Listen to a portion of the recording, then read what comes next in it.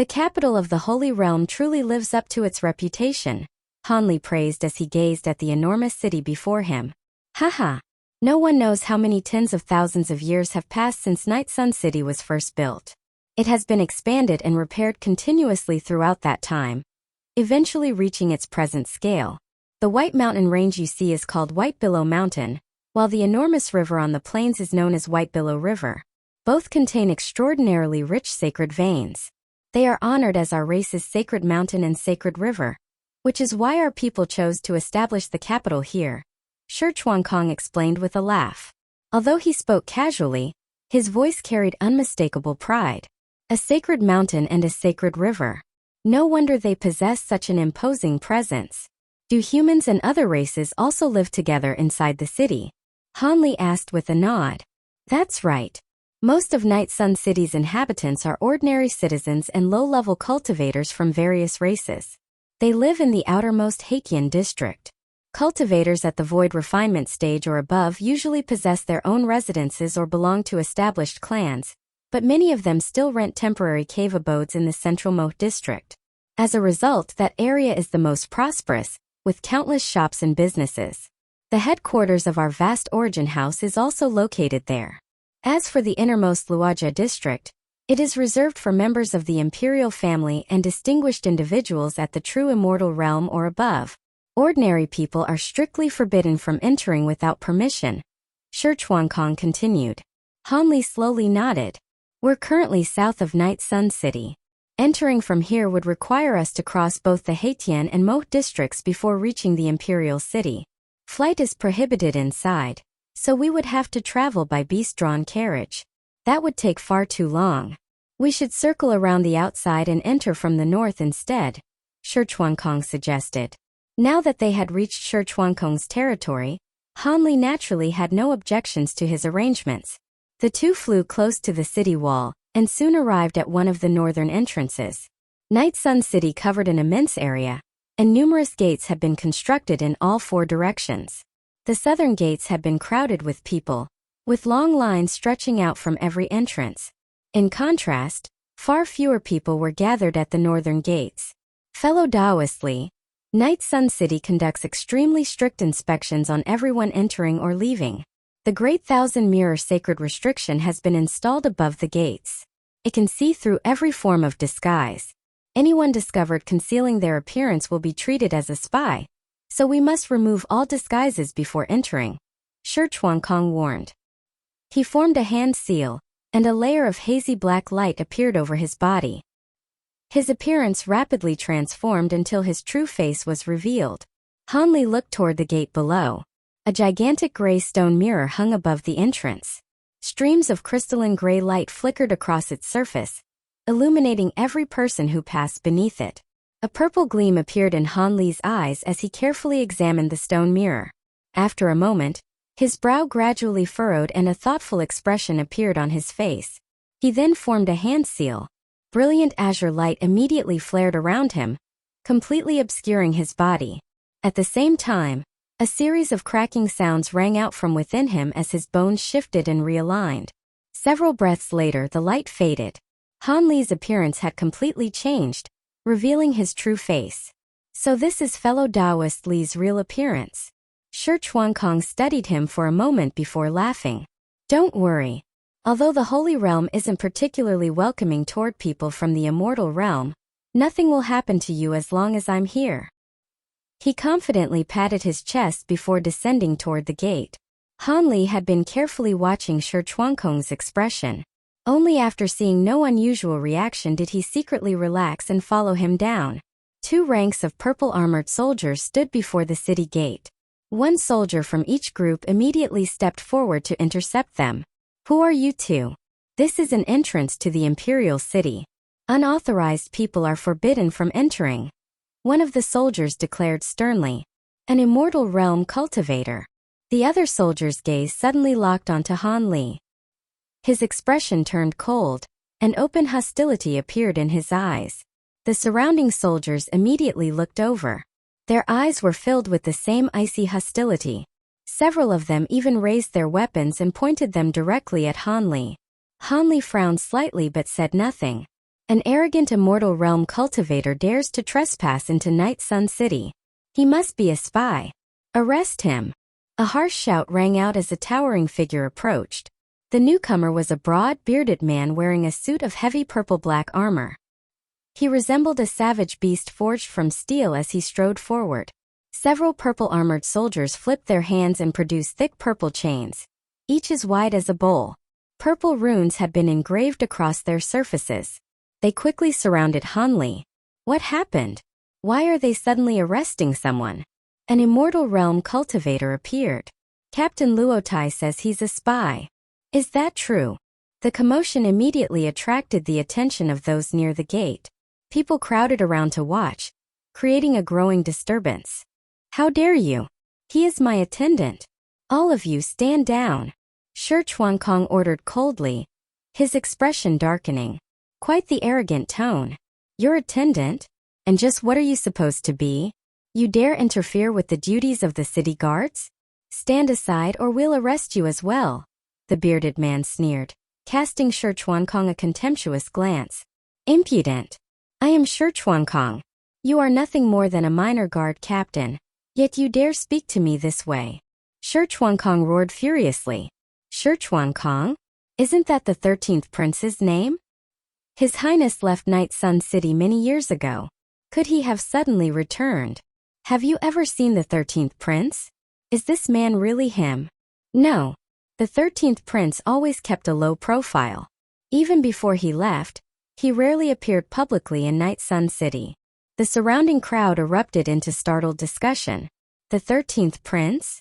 The bearded man threw his head back and laughed. The 13th prince left Night Sun City many years ago. According to the rumors, he even left the Holy Realm to carry out a secret mission for the Holy Sovereign. No news of him has returned since then.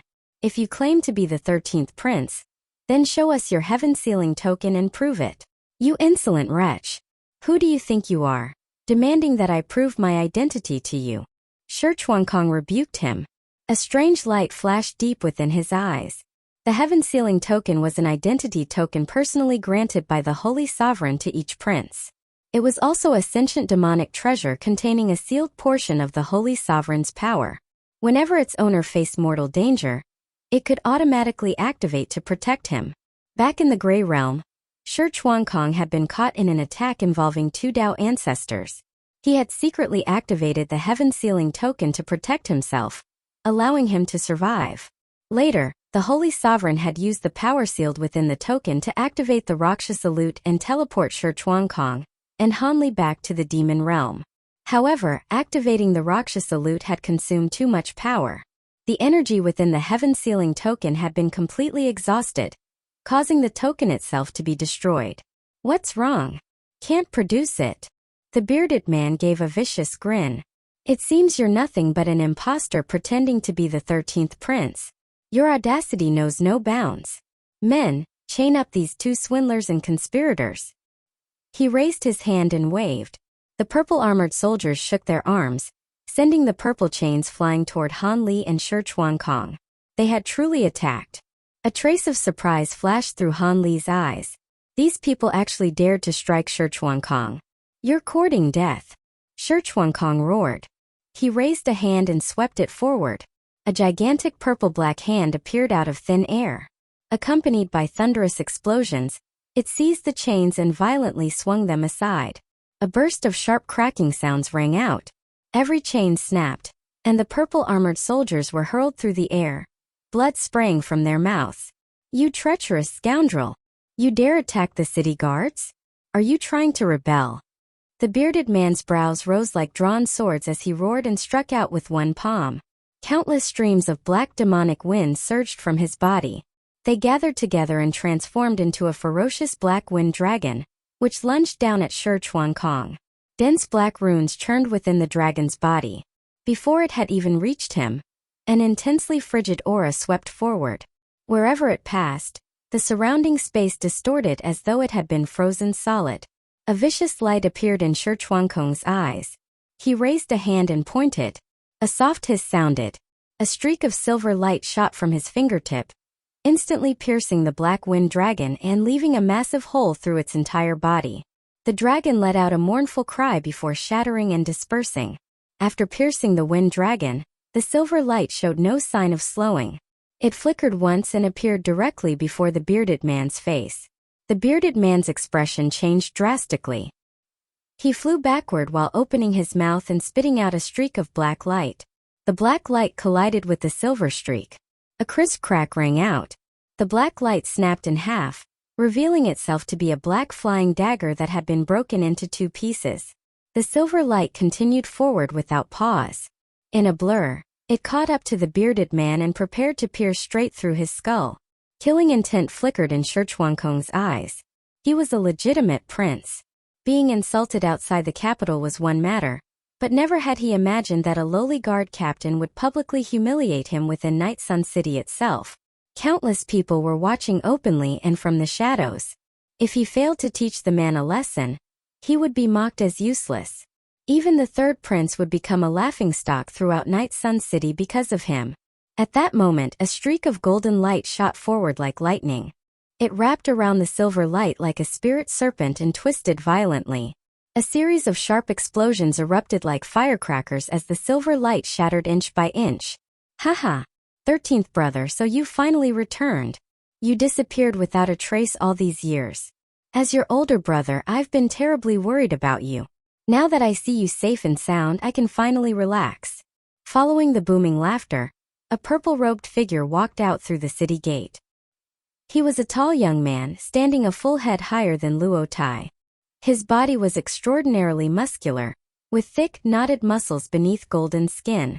He resembled a statue cast entirely from gold, containing seemingly inexhaustible strength. Shi Chuankong's expression immediately darkened when he saw the newcomer, but he remained silent. So he really is the 13th prince. I knew that white hair looked familiar. The surrounding crowd buzzed with astonishment as everyone stared at Shi Chuankong. Many soon recovered from their surprise and turned toward the bearded man, whose face had gone deathly pale. Some looked at him with sympathy, while others clearly delighted in his misfortune. 13th brother, what made you so angry that you intended to kill Luo Tai right beside the imperial city? The towering young man asked with a smile. 8th brother, this man publicly showed contempt toward a prince and even ordered my arrest. Should such an arrogant and rebellious person not be executed? Shi Chuankong replied coldly. The 8th prince, Han Li frowned slightly. During their journey, Shi Chuankong had briefly explained the relationships between the various princes. The 8th prince belonged to the first prince's faction. It appeared that this newcomer had no friendly intentions. Han Li narrowed his eyes and quickly studied the 8th prince, his brows rising slightly. The man appeared to be at the mid-tai stage. His cultivation was not exceptionally high, but his physical body was astonishingly powerful.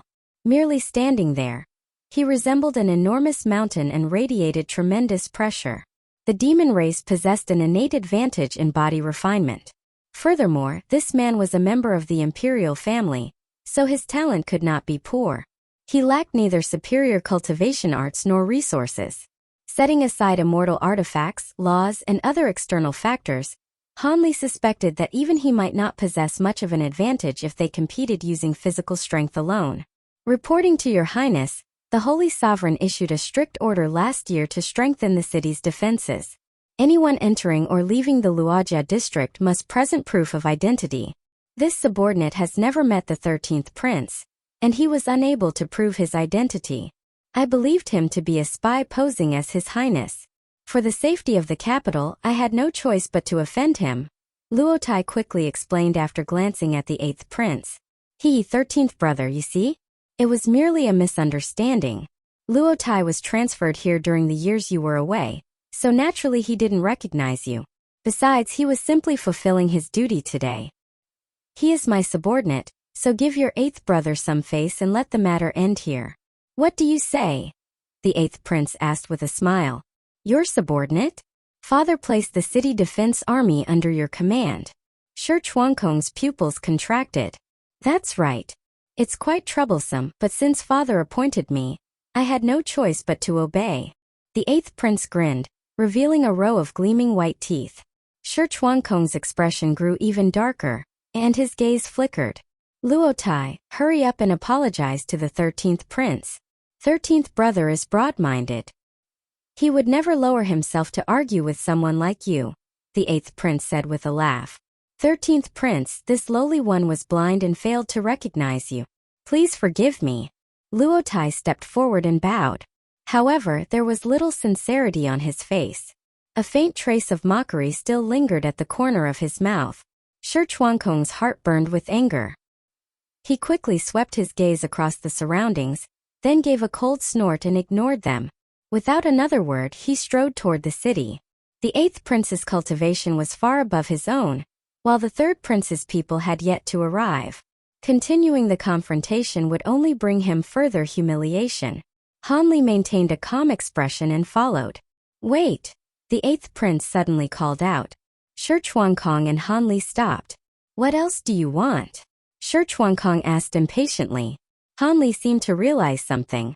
His heart sank, but his expression remained unchanged. 13th brother, you may enter the city, but this Immortal Realm cultivator must come with us, the 8th prince said, casting Hanli an ill-intentioned glance. As soon as he finished speaking, Luotai raised one hand. The surrounding purple-armored soldiers immediately encircled Hanli, pointing their cold, gleaming weapons at every part of his body. A trace of anger flashed in Hanli's eyes. What are you doing? I already told you that he is my personal guard. Shi Chuankong shouted furiously. 13th brother, father ordered me to strengthen the city's defenses and thoroughly investigate everyone entering or leaving the capital. You are a prince. Although you have been absent for many years, your identity naturally poses no problem. But this man is different. Even if he is your guard, he still comes from the Immortal Realm. We must investigate him carefully to ensure he harbors no sinister intentions after entering the city. This is all for the capital's safety. 13th brother is an understanding man, so I'm sure you can appreciate the necessity, the 8th prince said with a smiling face, though his tone allowed no refusal. Old 8th, don't push this too far.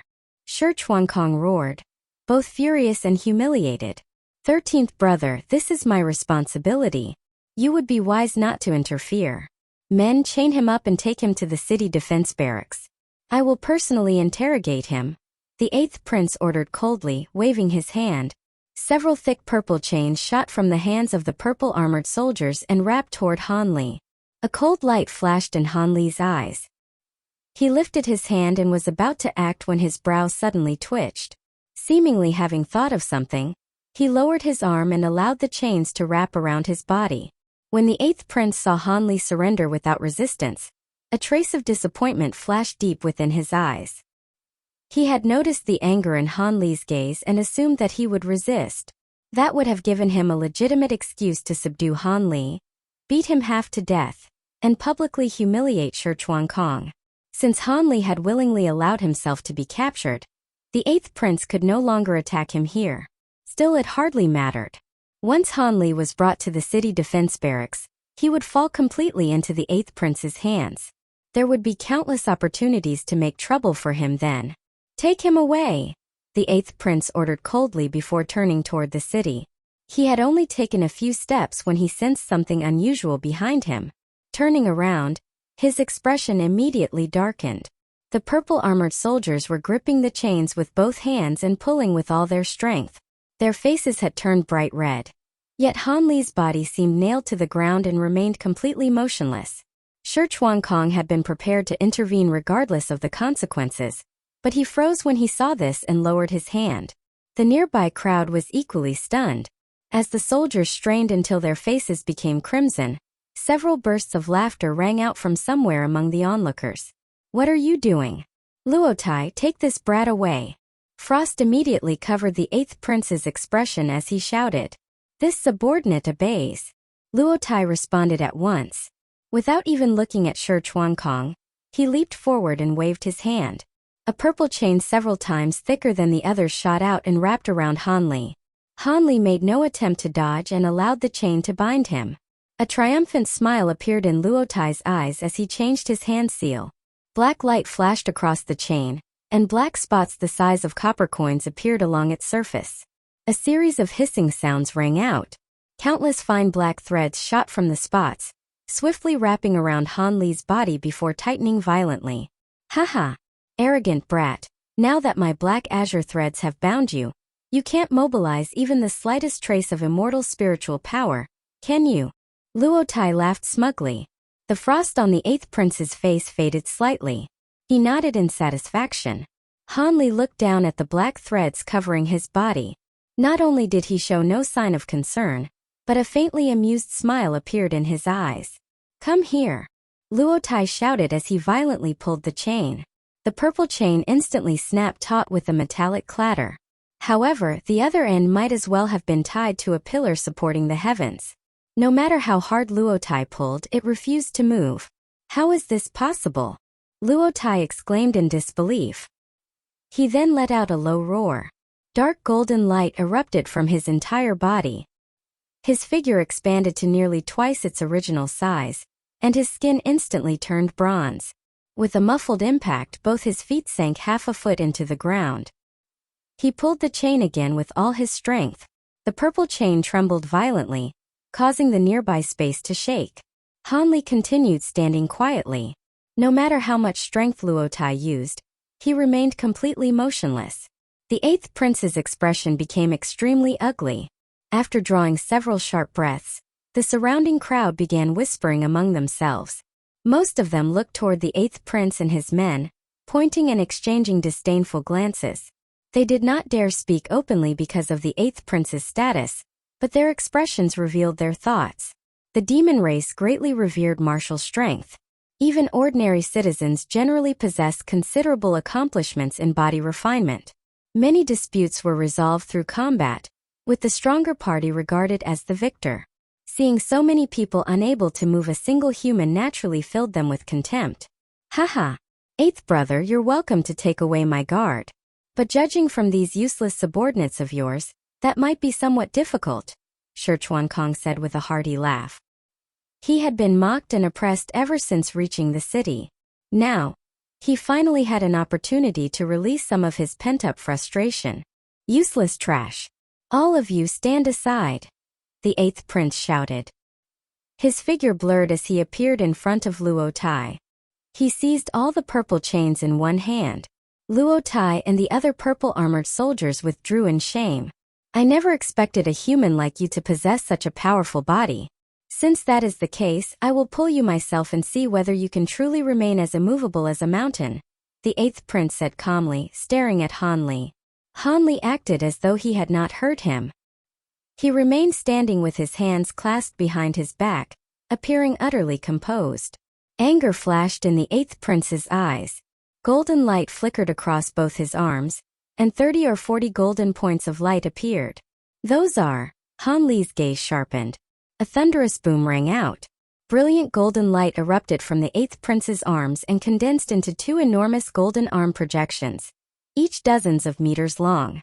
The massive arms seized the purple chains and pulled violently. A suffocating wave of terrifying strength erupted from them. The space within several dozen meters instantly distorted and trembled like the surface of a beaten drum. The nearby spectators' expressions changed drastically. They hurriedly retreated. Even Shi Chuankong was forced several steps backward, and concern appeared on his face. Han Li raised an eyebrow. 36 starry points of light appeared across his chest and abdomen, while a thick membrane of radiance formed over his body. The black threads binding him instantly snapped apart. Despite the distortion of the nearby space and the monstrous force surging around him, Han Li remained standing in place without moving. Shock appeared in the 8th prince's eyes. He immediately let out a low roar. Golden light flared across his chest and abdomen as another 40 or 50 golden points appeared. The 2 gigantic golden arms beside him shone brilliantly and instantly became solid. They rapidly extended and expanded, condensing into a towering golden demon god, nearly 100 meters tall. The demon god possessed the head of an enormous elephant. Its long trunk nearly reached its feet, and 2 curved golden tusks extended from either side of its mouth. Its immense body and bulging muscles radiated a sense of limitless strength. The elephant-headed demon god threw back its head and roared. Its arms pulled the purple chains once more. Han Li's expression finally changed slightly. He formed a hand seal and swept both hands outward. Purple golden radiance erupted from his body. 8 or 9 projections of true spirits emerged, including a true dragon, a colorful phoenix, and an enormous ape. Each projection radiated terrifying fluctuations of physical power. They spun rapidly around Hanli, producing a dreadful whistling roar. The 2 earth-shattering forces collided. The ground trembled, and even the nearby city wall shook with a deep rumble. A deafening crack rang out. All the purple chains snapped simultaneously. The 8th prince's body shook violently. He staggered backward 3 steps before barely regaining his balance. Han Li's body also swayed, but he immediately steadied himself. The surrounding spectators stared in amazement. None of them had expected the seemingly invincible 8th prince to be unable to overpower a mere human. Tisk tsk. These chains are truly unreliable. They snapped after such a gentle pull. Shi Chuankong looked sympathetically at the 8th prince and shook his head. 8th brother, perhaps you should hand this business over to our vast origin house next time. I guarantee the quality will satisfy you. After speaking, he secretly winked at Han Li. Han Li could only sigh inwardly. Shi Chuankong possessed a personality that delighted in stirring up trouble. After this mockery, the situation would probably escalate even further. With Shi Chuankong present, Han Li was not worried about his own safety. The real problem was how this conflict would eventually be resolved. The 8th prince's face had turned ashen. Golden light churned around his body as he prepared to act again. The city gate is unusually lively today. At that moment, a calm voice suddenly rang out. An ordinary dark green beast-drawn carriage had somehow emerged from within the gate. The voice came from the rear compartment. Shi Chuankong's face immediately lit up with joy. He hurried toward the carriage. The 8th prince's expression also changed slightly when he heard the voice. His icy gaze flickered several times before the golden light around his body rapidly subsided. The golden elephant-headed demon god also dispersed and vanished. Han Li formed another hand seal. The true spirit projections around him immediately flew backward and disappeared into his body. The curtain over the carriage compartment shifted, and a figure slowly stepped down. The newcomer appeared to be a man around 30 years old. White hair fell loosely over his shoulders, and his facial features bore a strong resemblance to Shi Chuankong's. His eyes were gentle, his figure tall and slender, and he wore a pale moon-white robe. He looked more like a refined young scholar from the mortal world than a prince. 3rd brother, Shi Chuankong called out. He hurried forward, grabbed the white-robed man's hand, and stared at him with visible excitement. 13th brother, you've returned. A trace of joy also appeared in the white-robed man's eyes, though his expression remained calm. Greetings, 3rd prince. Most of the nearby spectators revealed looks of reverence and immediately knelt. Their reaction was completely different from when the 8th prince had appeared. The 8th prince gave a cold snort and turned his head away. The 3rd prince, Shi Pokong, Han Li murmured as he quietly studied the white-robed man. I am only traveling privately today. There is no need for such ceremony, Shi Pokong said. He gently raised one arm toward the crowd. Everyone who had knelt felt their bodies become light. A gentle force lifted them back to their feet. Han Li's eyes flickered. Shi Pokong's aura was extremely unusual. It appeared and disappeared unpredictably. Even with Han Li's spiritual sense, he could not determine the man's exact cultivation realm. 8th brother, the city's defenses are of paramount importance to Night Sun City. Inspecting those who enter and leave is necessary to ensure the city's safety, but it is even more important to preserve the confidence of its citizens. Even when something occurs, it should not be handled with excessive commotion. Causing panic among the population would be neglecting the essentials in favor of the trivial, Shi Pokong said calmly as he looked toward the 8th prince. 3rd brother is correct. However, this man is an Immortal Realm cultivator. According to the rules, his identity must first be verified and an identity token issued before he can enter the city. 13th brother attempted to bring him through the gate without explanation, so I had no choice but to stop them, the 8th prince replied. A trace of apprehension flashed in his eyes. This Immortal Realm cultivator is named Li Feiyu. He is 13th brother's personal guard. I have already reported this matter to father. This is his identity token. Shi Pokong raised his hand and waved. A purple token flew through the air and stopped before the eighth prince. The eighth prince caught it and examined it several times. Although clearly unwilling, he eventually nodded. Shurpokong moved his finger slightly. The purple token vanished from the eighth prince's hand and appeared before Han Li the next instant. The eighth prince's expression stiffened and grew even uglier. Fellow Taoist Li, this is your identity token. Please keep it safe, Shurpokong said with a gentle smile. Many thanks, third prince. Han Li accepted the token. One side had been carved with two five-clawed golden dragons, their heads and tails forming a circle. The other side contained an image of Han Li's true face. Han Li's pupils contracted, and his grip on the token tightened.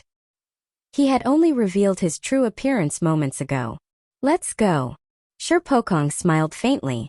Rather than returning to the carriage, he took Shurchuankong by the arm and walked into the city. Han Li followed, his thoughts churning. The stone mirror above the gate produced a clear humming sound. Crystalline light rippled across its surface, reflecting the figures of all three men. Nothing unusual occurred. The eighth prince watched them disappear into the distance, a cold and sinister light flashing in his eyes. Within the surrounding crowd, a gray-robed man also watched Shurpokong and the others leave.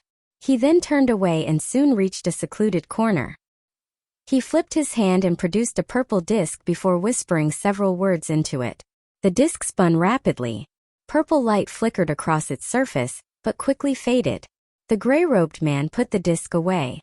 His body blurred and sank into the ground, disappearing without a trace. Han Li and the two princes soon entered Night Sun City. Beyond the gate was an enormous street broad enough for more than a dozen people to walk side by side. Rows of buildings and residences extended along both sides. There were no shops in the area, and only a few pedestrians could be seen. Most were purple-robed imperial attendants or patrolling soldiers. Han Li briefly examined his surroundings before looking upward. Black spheres the size of human heads floated roughly 100 meters above the ground at regular intervals. Their surfaces were covered in black patterns and runes. Waves of black energy continuously spread from them before disappearing into the surrounding space. An invisible force filled the entire area. It was gentle and dense like rippling water, yet seemed to exist everywhere at once. That is an aerial restriction designed by our race's formation grandmasters. It can forcibly suppress even the flight techniques of a great encompassment cultivator. Flying within the city is a serious crime. Anyone caught doing so will receive an extremely severe punishment, Shurchuankong explained after noticing Han Li's gaze. Han Li nodded. Fellow Taoist Li, I failed to think everything through. You were nearly taken away by eighth brother because of me. I'm truly sorry, Shurchuankong said apologetically. Someone deliberately intended to create trouble. No matter how thoroughly we had prepared, they would never have allowed us to enter peacefully, Han Li replied, shaking his head. That's true. Fortunately, third brother arrived in time. Shurchuankong looked toward Shurpokong with a smile. You always act too rashly and never think matters through. You already knew something about the current situation inside the city. Before entering, you should have sent me a message so that I could arrange for someone to receive you. Then none of this commotion would have happened, Shurpokong said with a sigh, scolding him like an irresponsible younger brother. You're right, third brother. I'll remember next time, Shurchuankong replied casually. It was obvious that he had not taken the warning seriously. You? Shurpokong gave a helpless smile, seemingly unable to do anything about his younger brother. Third brother, during this journey Excitement suddenly appeared in Shurchuankong's eyes. This is not the place to talk. Let's return to the residence first. Shurpokong's bright eyes shifted slightly as he raised a hand and interrupted him. He then pulled Shurchuankong toward the beast-drawn carriage. They were now inside the imperial city, and Han Li was publicly acting as their guard. It would have been inappropriate for him to sit inside with two princes, so he took a seat beside the driver. The carriage sped away and soon disappeared into the distance. It traveled quickly and soon arrived before a towering residence deep within the Luojia district. 4 large words were written on the plaque above the gate. Duke Luoheng's residence. The estate occupied an immense area. Its main entrance was tall and spacious enough for 6 or 7 people to pass through side by side. Two enormous and imposing lion beast statues stood before the gate. The purple golden doors, the gilded plaque hanging above them, and the brightly armored guards stationed outside all displayed the residence's prestigious status. Han Li looked at the estate and silently estimated Shi Pokong's position among the demon race based on everything he had witnessed along the way. Shi Pokong stepped down from the carriage and led Shi Chuankong and Han Li directly inside. They soon reached a large hall. The interior of the residence was magnificent, displaying the utmost luxury and nobility. Fellow Taoist Li, as an imperial prince, I am constrained by my position and have little choice but to decorate my residence in this manner. I hope you will not laugh at me, Shi Pokong said with a gentle smile. After entering the residence, he began addressing Han Li as an equal. Not at all. I am only an unaffiliated cultivator, and know little about proper etiquette. I hope your highness will forgive any discourtesy on my part, Han Li replied modestly. Fellow Taoist Li protected 13th brother throughout the journey. Your contribution has been immense, and you deserve a generous reward. Is there anything you desire or any matter you wish to request? Shi Pokong asked. Fellow Taoist Shi, and I already made an agreement. There is no need for any additional reward, Han Li replied, shaking his head. Shi Pokong paused in surprise. He turned toward Shi Chuankong, then nodded and did not mention the matter again. Fellow Taoist Li, you must be tired after such a long journey. Someone take fellow Taoist Li to a guest room so he may rest. A purple-robed attendant quickly entered from outside. He was a young man of modest height, with a thin, elongated face and unusually pale skin. His appearance carried an oddly delicate and feminine quality. Han Li raised an eyebrow. This seemingly delicate young man possessed an extremely high cultivation base. He was actually an early Tai cultivator. His aura was also exceedingly strange. It was cold and sinister, yet cunning and agile, like a poisonous snake hidden deep within a frozen pool, always prepared to strike anyone who passed nearby. Fellow Taoist Li, please follow me, the young man said, bowing to Han Li. Han Li knew that Shi Pokong and Shi Chuankong had private matters to discuss, so he took his leave and followed the purple-robed attendant outside. This fellow Taoist Li is extraordinary in both temperament and strength. Where did you recruit him, 13th brother? Can he be trusted? And what was the agreement he mentioned earlier? Shi Pokong asked after Han Li had disappeared from view.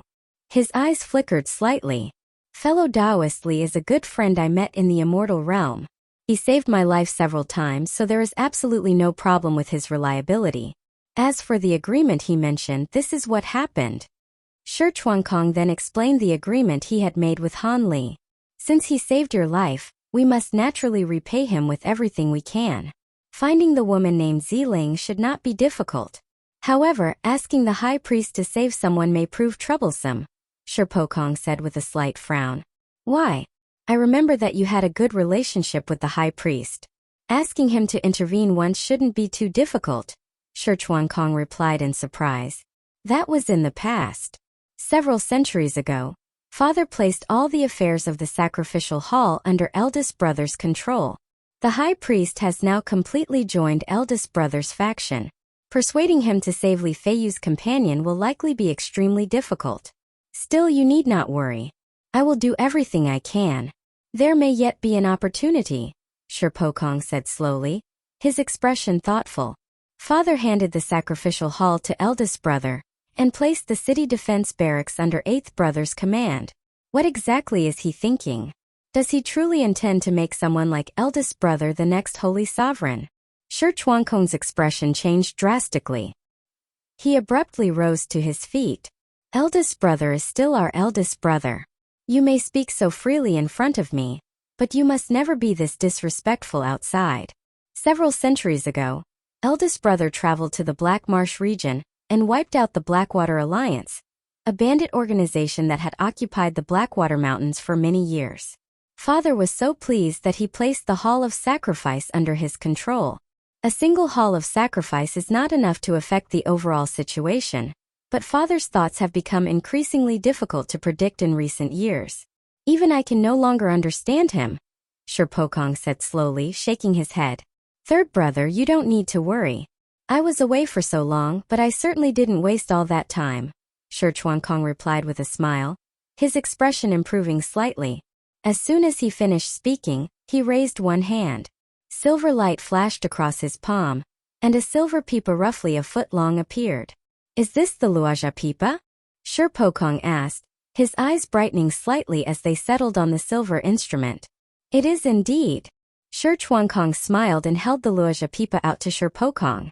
13th brother, what are you doing? Shi Pokong asked in surprise. If eldest brother can win father's favor, then so can we. The Luaja pipa is one of our clan's greatest treasures. It was loaned out long ago, and now it has finally been recovered. Present it to father tomorrow, and he will certainly be delighted.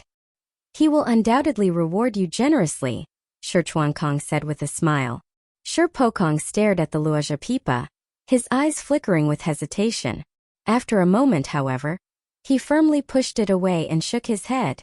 13th brother, you went through countless hardships to recover the Luaja pipa. Naturally, you should be the one to present it to father. No matter how incompetent I may be, I would never take something belonging to my younger brother and use it to claim merit for myself. Third brother, what belongs to me also belongs to you. Stop being so stubborn. What good would it do for me to present the Luaja pipa to father? It would simply be wasted on me, Shi Chuankong said with a frown. 13th brother, during the years you were away, father often mentioned you. In my opinion, he still values you greatly. You are also one of his sons, so you should not give up your right to compete for the succession so early, Shi Pokong said with a smile. Third brother, what do you mean by that? I traveled to the true Immortal Realm to recover the Luaja pipa for your sake. As for becoming the Sacred Lord, the thought has never crossed my mind. I know that I do not possess the ability or temperament required for the position, Shi Chuankong exclaimed. 13th brother, do not underestimate yourself. You have managed Guangyuan House extremely well over the years, and father is very satisfied with your achievements. You may still lack some experience in governing a nation, but your comprehension is exceptional. Should father decide to cultivate you for the position, you should not refuse. After all, there is no need to distinguish between you and me. If you receive his recognition, I will also be pleased, Shi Pokong said, shaking his head. Third brother, has something happened? Shi Chuankong fell silent for a moment before asking. No. Don't overthink it. I simply came to understand something recently.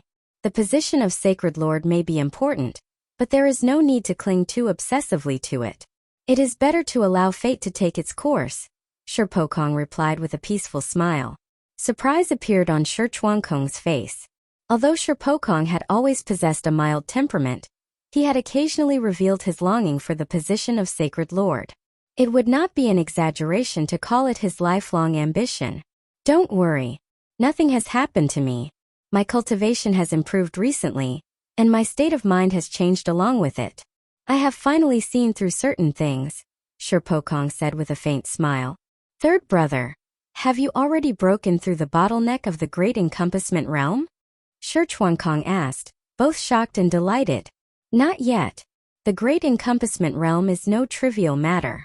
How could it be broken through so casually? I have merely gained a small measure of enlightenment, Shi Pokong replied, shaking his head. Even so, the joy on Shi Chuankong's face did not diminish. He understood his third brother's talent for cultivation better than anyone else. Since Shi Pokong had already experienced a moment of enlightenment, his true breakthrough was likely not far away. 13th brother, I will still do everything in my power to compete for the position of Sacred Lord. However, you must stop thinking about how to assist me, and you must never again risk your life for my sake. Should anything happen to you, how could I face mother even in the afterlife? Shi Pokong sighed as he looked at Shi Chuankong. Mother. Shi Chuankong fell silent at the mention of her. Your safe return is something worth celebrating. Let us not speak of such things today. Shi Pokong laughed heartily and changed the subject. Shi Chuankong took a deep breath, and a smile gradually returned to his face. Tell me everything that happened to you while you were away, Shi Pokong said, deliberately steering the conversation elsewhere. Shi Chuankong considered the matter briefly before recounting in detail everything he had encountered in the true Immortal Realm. He told him about searching for the ruins of the true mantra sect, being pursued by gray immortals, falling into the gray realm, eventually escaping from it, becoming stranded in the 10 Calamity Mountains, and finally traveling all the way to Yiyang City. He narrated each event slowly and clearly. To keep Shi Pokong from worrying, he softened many of the moments in which he had narrowly escaped death. Even so, Shi Pokong's expression changed repeatedly, and the reproach in his eyes grew increasingly intense. Afterward, we joined forces and killed perfected immortal Xiaogu. We then entered the Yiyang territory and arrived safely in Yiyang City, Shi Chuankong concluded calmly.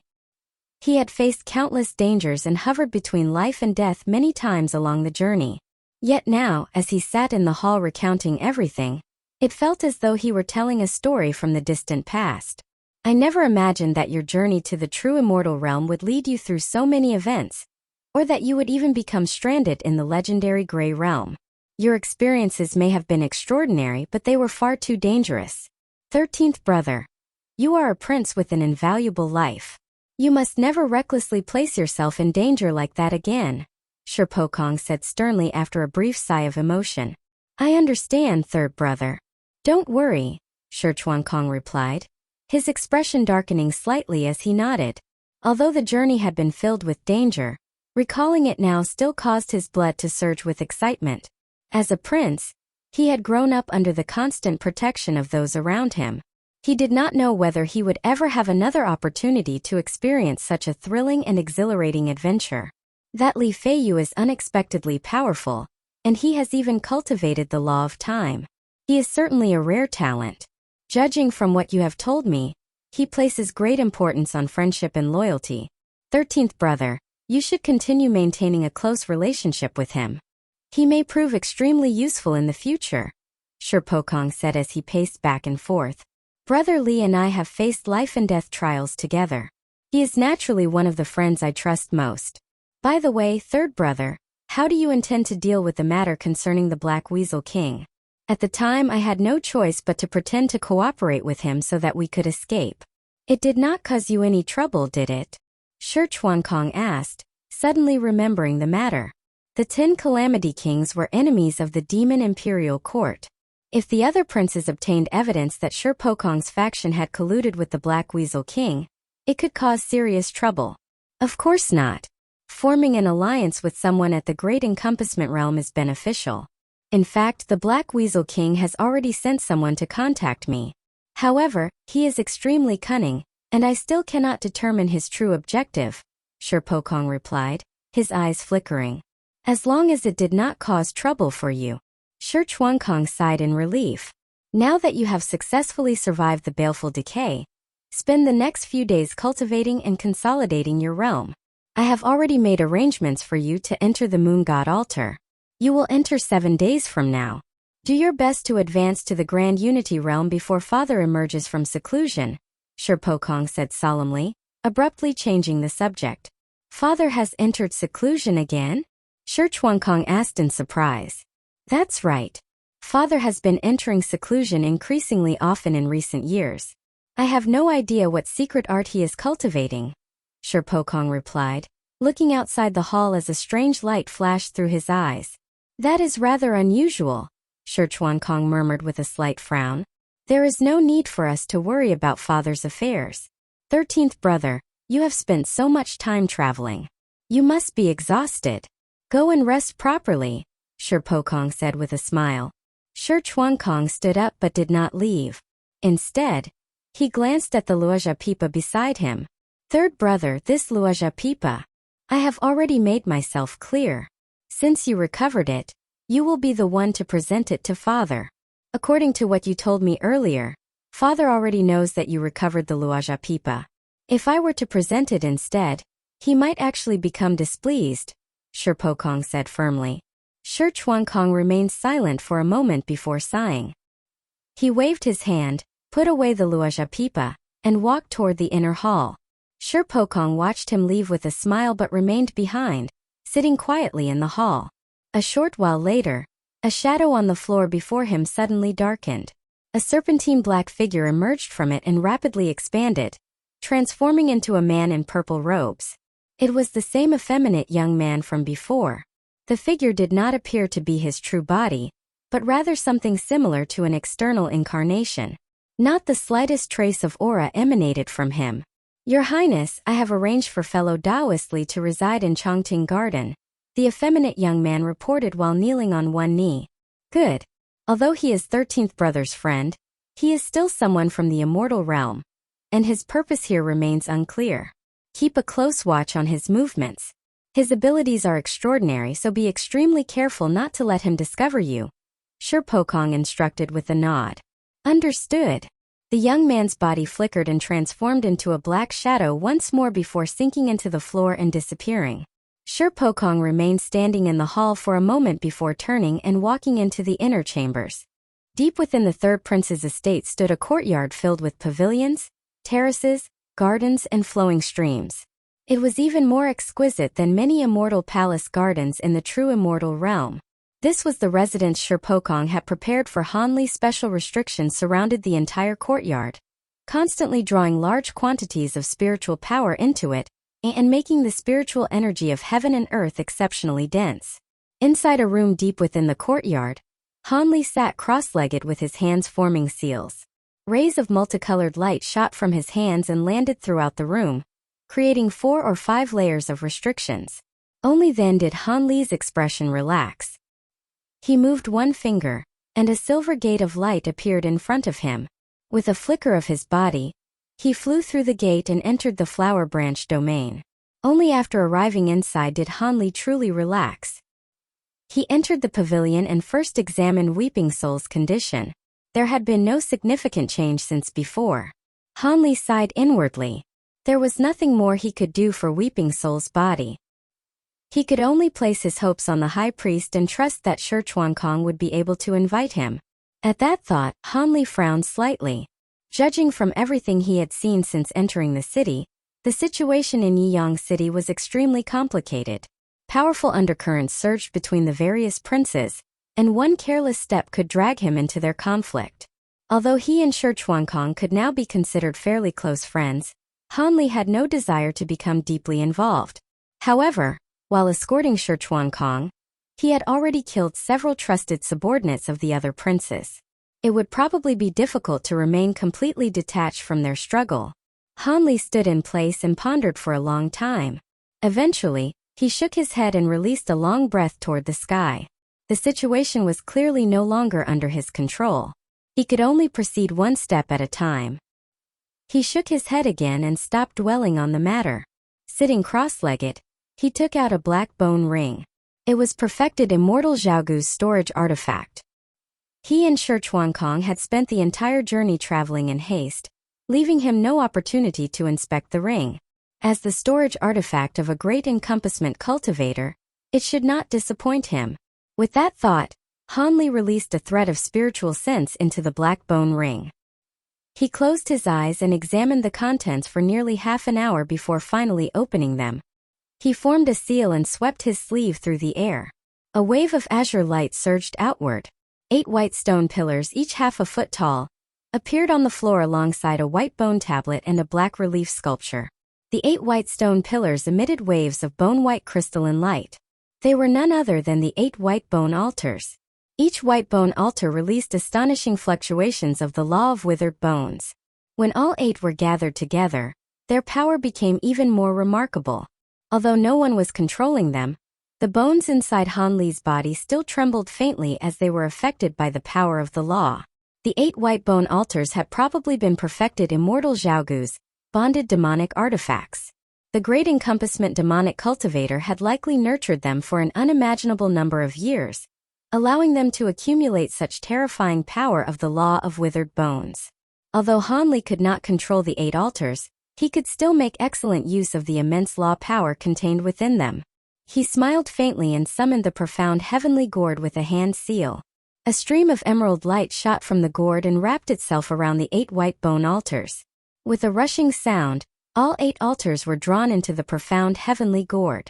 Several sharp cracks rang out as they were crushed to pieces. 8 bone-white spheres of light appeared inside the profound heavenly gourd, each one releasing astonishing fluctuations of law power.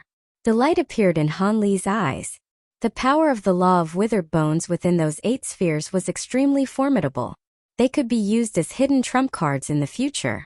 Just as he was about to withdraw his spiritual sense from the profound heavenly gourd, the 8 masses of law power suddenly changed. They slowly began merging with one another. Hanli exclaimed softly, surprise appearing on his face. The 8 masses soon fused completely, transforming into a single bone-white sphere 2 or 3 times larger than the previous ones. At the center of the sphere, the faint phantom of a small gray-white withered bone appeared. The law fluctuations emitted by the bone-white sphere were no longer as intense as before.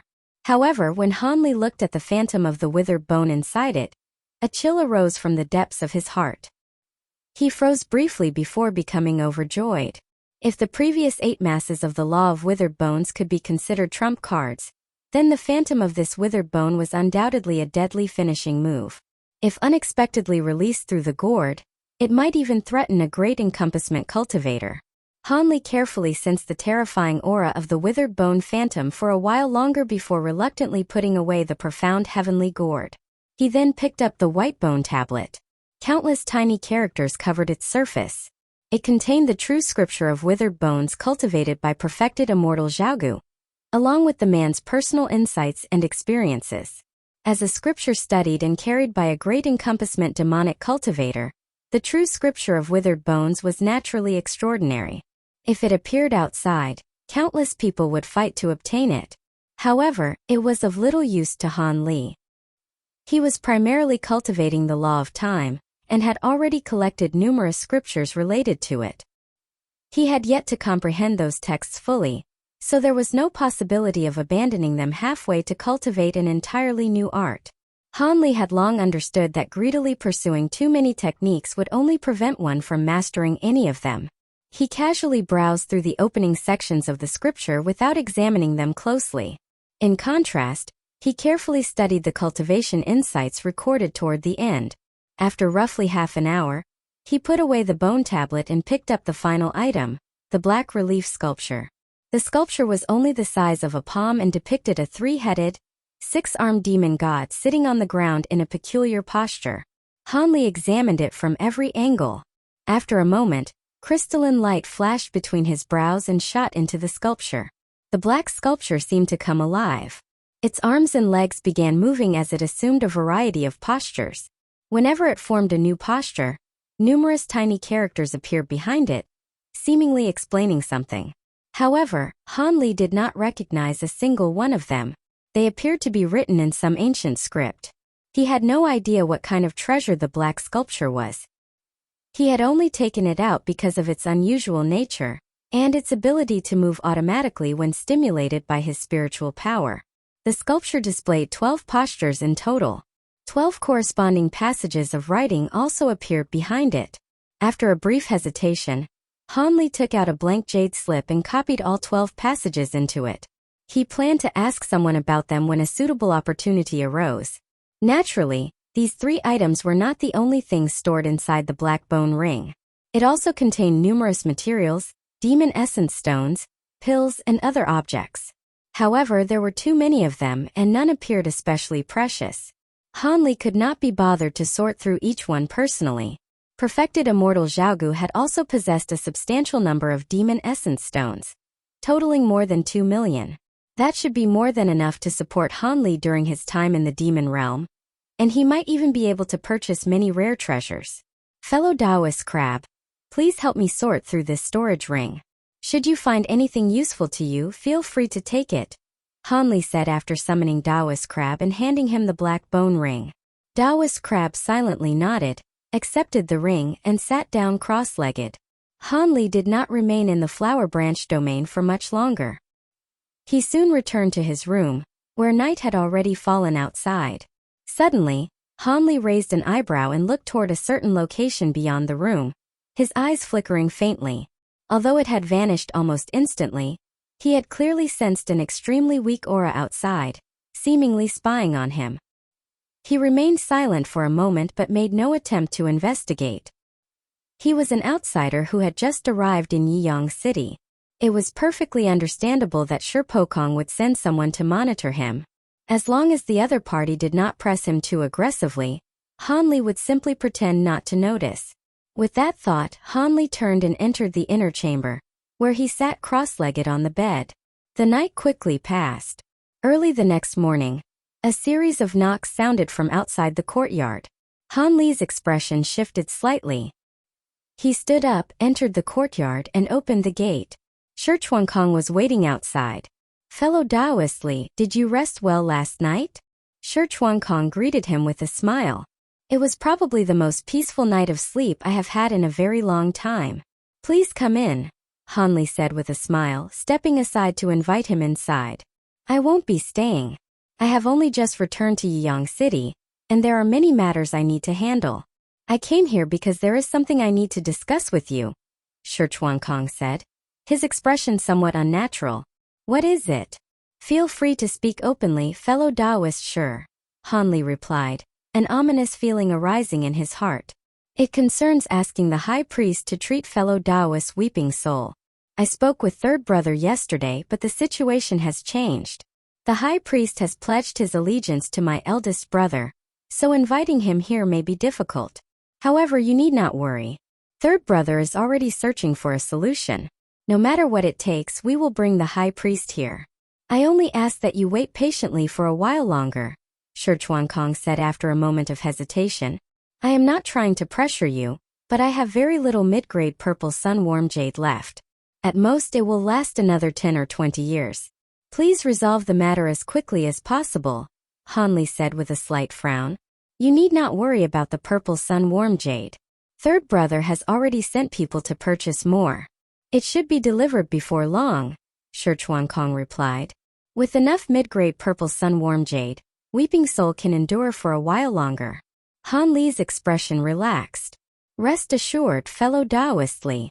Since I promised to help you, I will definitely fulfill my word. I will not make you wait too long," Shi Chuankong said firmly. "Thank you for your efforts, fellow Taoist Shi." Only then did Hanli nod. "There is one more thing. I will soon enter seclusion and attempt to break through to the Grand Unity Realm, so I may not be able to visit or attend to you for some time. Should you need anything, simply instruct the servants in the estate," Shi Chuankong continued.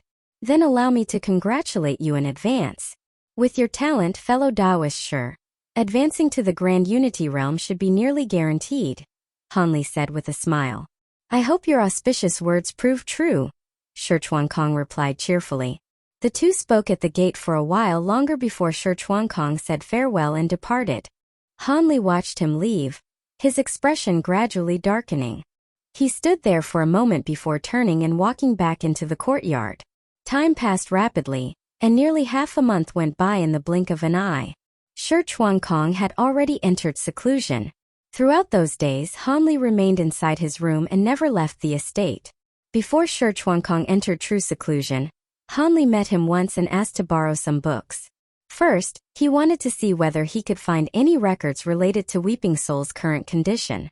Second, he wished to study information concerning the cultivation of spirit domains. His previous battle with perfected immortal Xiaogu had ended in a confusing victory, and Hanli remained uneasy about it. The man's spirit domain had felt very different from every other spirit domain Hanli had previously encountered. He needed to understand the reason.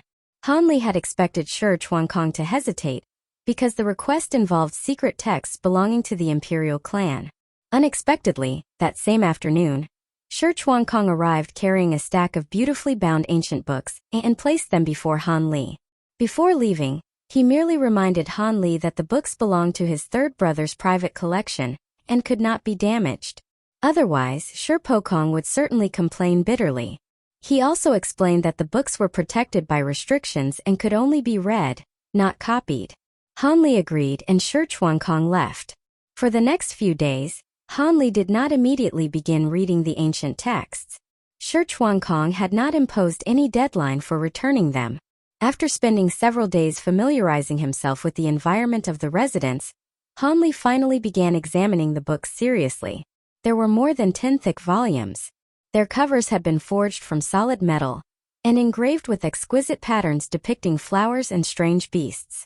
The pages within were made from some kind of beast hide, making them soft yet exceptionally durable. Most of the books concerned injuries to the soul or restrictions placed on nascent souls. Several secret demonic arts were also included. Such techniques should ordinarily never have been revealed to outsiders, yet they were displayed before Han Li without reservation. However, Han Li was not a member of the demon race and did not primarily cultivate demonic techniques. He only glanced through them and had no intention of attempting to practice them. To Han Li's disappointment, none of the conditions described in the books matched Weeping Soul's situation.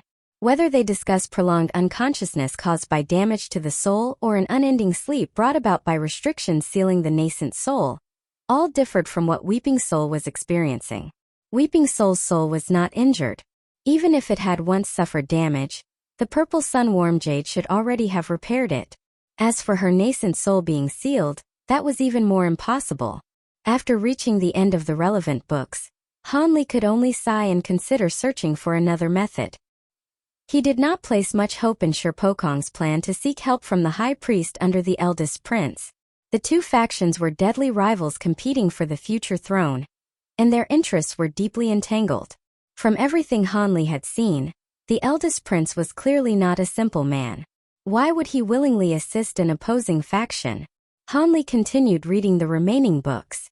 After studying the extensive descriptions of spirit domains, he felt as though a door to an entirely new world had suddenly opened before him. Only then did he realize how shallow his previous understanding of spirit domains had been. He had first encountered spirit domains many years ago. Bao Hua had once used a profound heavenly pseudo-spirit domain, while Xiao Jinhan and others had later displayed genuine spirit domains, including some that had reached the creation realm. Han Li himself had condensed a spirit domain with the assistance of the Grey Immortal MOU. However, MOU had never explained many of the deeper details to him. Now, for the first time, Han Li gained a systematic understanding of spirit domains. Although spirit domains could reach either the creation realm or the spirit transformation realm, there was no fixed order in which those two stages had to be cultivated. A cultivator did not necessarily need to reach the creation realm before nurturing domain spirits. Under normal circumstances in the immortal realm, however, most cultivators chose to develop their spirit domains to the creation realm before beginning to cultivate the spirit transformation realm. The reason was not difficult to understand. It was similar to constructing a mortal house. The building had to be made stable and filled with the necessary furniture before inviting someone to live inside it. That was the safest and most reliable approach. It was still possible to cultivate a spirit transformation realm domain directly, but doing so was equivalent to forcing one's domain spirits to grow in a barren wilderness. It would harm the spirits themselves and greatly hinder their future development. Furthermore, the effectiveness of such a spirit domain would be limited. It might possess the outward form of a powerful domain, while lacking the deeper essence and vitality. Whether one was condensing a creation realm domain or cultivating a spirit transformation realm domain, an extraordinarily long period of time was required. Vast quantities of resources were needed, along with an enormous expenditure of the cultivator's mental energy. Even when Han Li had condensed an ordinary spirit domain, he had spent a considerable amount of time and effort. The cultivation of the creation realm alone had to be measured in tens of thousands of years. The cultivator needed to refine objects containing laws compatible with their own great Tao and integrate them into the spirit domain, using them to create physical manifestations such as buildings, mountains, rivers, and landscapes. Furthermore, investing enough time did not guarantee success. Just like refining pills or artifacts, there was always a possibility of failure. If the attempt failed, all the precious law-infused materials used in the process would be lost.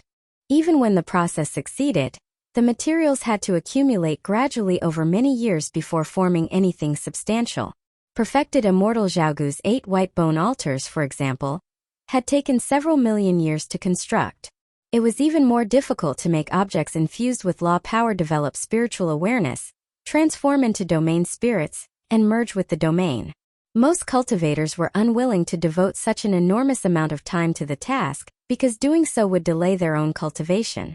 That was why most of the cultivators Han Li had encountered, whether they were Great Encompassment cultivators, Grand Unity Jade Immortals, Golden Immortals, or True Immortals, had only displayed ordinary spirit domains.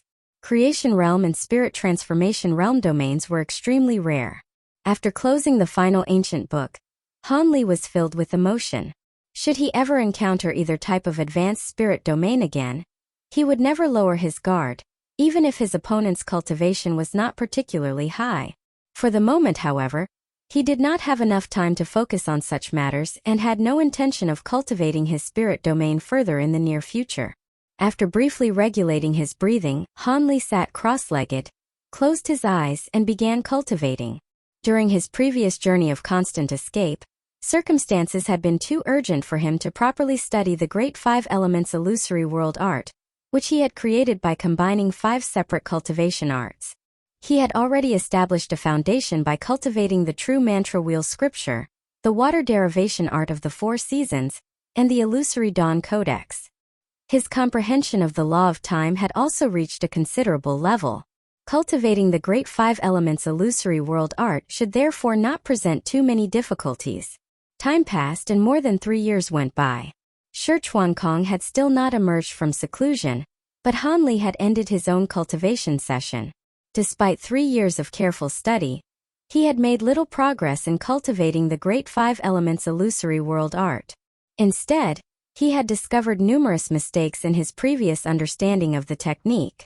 Judging solely by his cultivation level, he should have been comparable to someone who had cultivated the Great Five Elements illusory world art to the 3rd level.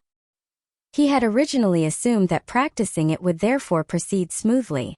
Only after truly beginning did he realize that matters were not so simple. The Great Five Elements illusory world art was not merely a simple combination of the 5 original cultivation arts. After their fusion, the circulation system had changed completely, becoming far more profound and intricate. During cultivation, the 5 elements also had to generate and support one another in perfect harmony. Therefore, judging by his progress in the art itself, Han Li was still only at the beginning and remained on the 1st level. He had not left seclusion because there was anything wrong with the environment. Rather, he could no longer suppress his concern for Weeping Soul. After emerging and checking on her, Han Li discovered that her condition remained unchanged. She was still unconscious and showed no sign of awakening. Meanwhile, there had been no movement from Shi Pokong's side. In fact, ever since Shi Chuankong entered seclusion, Shi Pokong had not visited Han Li even once. However, the faint and intermittent surveillance directed at him had never ceased. Han Li knew that waiting indefinitely was not a solution. He therefore decided to explore Yiyang City and see whether he could obtain information about another method of saving Weeping Soul. That day, Han Li left Chongting Garden and prepared to depart from the 3rd prince's estate, intending to travel beyond the imperial district. Along the way, he encountered many demon race cultivators within the estate. Most had received instructions from Shi Chuankong, and they respectfully bowed whenever they saw Han Li. Just as he was about to leave the residence, someone suddenly called out from behind him, "Senior Li, please wait." Han Li turned and saw a petite, attractive young woman dressed in black running toward him. She appeared to be only in her early teens, with curved brows and a pleasant, charming appearance. Judging from the aura emanating from her body, she was an early spatial tempering cultivator. "Is there something you need, young lady?" Han Li asked after stopping and waiting for her to catch up. "I would not dare instruct you in anything, senior. Please do not embarrass this servant. His Highness the 3rd Prince specifically instructed me to serve as your guide whenever you left the estate, as he feared that you would be unfamiliar with the city," the young woman said hurriedly after bowing respectfully. Han Li narrowed his eyes slightly. It seemed that the 3rd Prince remained deeply wary of Han Li's identity as a human. Shi Pokong's suspicions had clearly not been dispelled by Shi Chuankong's explanations. The hidden observer who had previously monitored Han Li, while concealing his aura, had withdrawn several days earlier. Han Li had assumed that Shi Pokong had finally begun to trust him, but it now appeared that this was not necessarily true. Instead of secretly sending someone to follow Han Li during his excursion, Shi Pokong had openly assigned a spatial tempering cultivator to accompany him. It was a simple but effective strategy. "Then I will have to trouble you," Han Li said with a smile. "Please wait a moment, senior. We can travel by scale carriage," the young woman replied happily. She removed an object resembling a spirit beast pouch from her waist and opened it. Azure light immediately shone from within. Two strange beasts appeared. They resembled powerful horses but had single horns growing from their heads and azure scales covering their bodies. Behind them was a black two-wheeled carriage decorated with golden threads. The carriage had no enclosed cabin, only a wide, cushioned seat capable of holding 3 people side by side. Hanli climbed onto the carriage and sat down. The young woman followed and then asked, "Where would you like to go, senior?" "Any district in Yiyang City where merchants gather and trade is prosperous," Hanli replied casually. "Very well. I will first take you to Dijiang Market. It is one of the 8 largest markets in the Mo district, and also the closest one to us. You can explore it today," the young woman said. "There is no need to refer to yourself as a servant. We are both cultivators, so simply address yourself as my junior." "May I ask your name?" Hanli said with a smile. "My name is Hu Jingjing. You may call me Jingjing or Jinger Senior," the young woman answered after a brief moment of surprise. "Very well. Let us depart," Hanli said with a nod. Hu Jingjing grasped the reins with both hands and lightly shook them. The 2 scaled beasts immediately began galloping. The carriage raced along a broad avenue paved with smooth black stone, heading directly toward Dijiang Market. The Luojia district covered an enormous area. In addition to the imperial city, it contained vast stretches of palace gardens. Dijiang Market was situated near the boundary between the Mo and Luojia districts. The 2 regions were separated by the Diwen River, a tributary branching from the sacred Bailan River. The Mo district lay on the river's left bank, while the Luojia district occupied the right. An enormous white-arched bridge called Tongji Bridge stretched between them. Once they crossed Tongji Bridge, they would officially enter the territory of Dijiang Market. Dijiang Market had been named after the Diwen River. It extended for dozens of miles along the river's left bank and faced the gardens of the Luojia district across the water. "Senior, once we cross Tongji Bridge and enter Dijiang Market, carriages are no longer permitted. We will have to disembark and continue on foot. This is a rule established by the eldest prince, and it applies to every market district in the city," Hu Jingjing explained apologetically as the carriage reached the bridge. "That is fine," Hanli replied with a nod. "May I ask what you are hoping to purchase, senior?" Dijiang Market contains nearly everything imaginable. Without a particular destination in mind, it could take 10 days or even half a month to explore the entire place, Hu Jingjing continued. "What a coincidence. I truly am only planning to wander around. Why don't you give me a general explanation of Dijiang Market?" Hanli asked with an unreadable smile. "Of course, senior. Although Dijiang Market is enormous, it is not the place with the greatest concentration of merchants in Yiyang City. Tongyi Garden and Jiantian Street are both larger and more crowded. However, Tongyi Garden primarily handles magical treasures and artifacts, while Jiantian Street specializes in pills and spiritual materials. In terms of overall variety, Dijiang Market is still superior," Hu Jingjing explained with practiced familiarity.